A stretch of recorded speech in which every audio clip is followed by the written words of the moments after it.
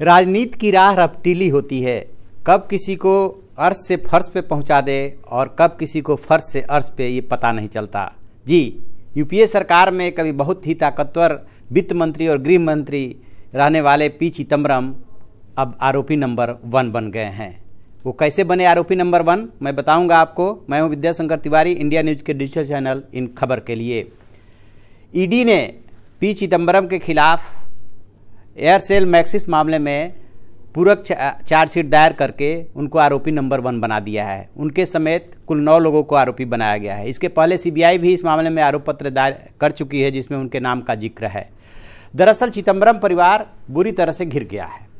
Income tax, ED और CBI ने Aircel Maxis को लेकर के और आईएनएक्स मीडिया वाले मसले को लेकर के उनके परिवार पर शिकंजा कस दिया है।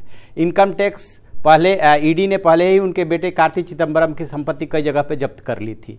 सवाल ये उठता है कि पी चिदम्बरम अचानक पिछले 2-3 सालों में ही क्यों ईडी और सीबीआई के घेरे में आए।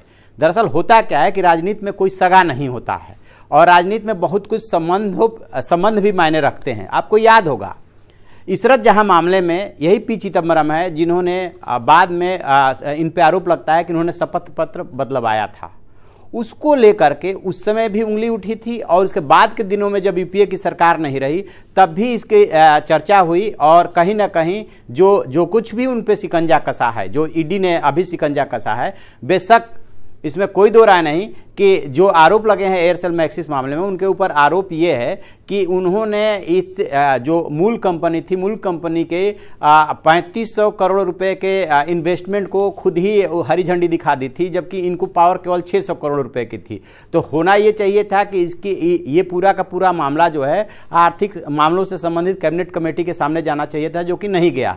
ठीक इसी तरह से जो आईएनएक्स मामले में इशू उठता है, उस मामले में भी ये आरोप लगता है कि इनके बेटे कार्ति चिदम्बरम ने रिश्वत लेकर के और उसको ओके कराया था।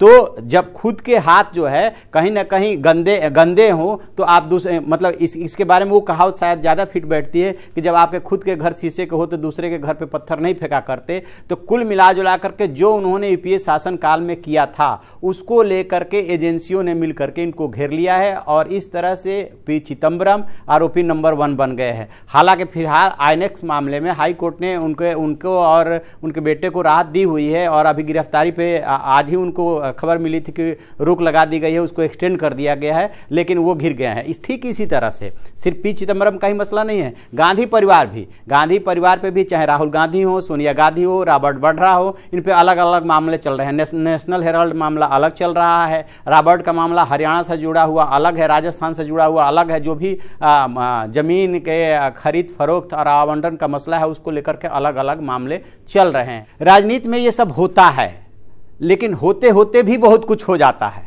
तो ऐसी खबरों के लिए आप देखते रहिए हमारा चैनल इन खबर और इसे सब्सक्राइब कीजिए।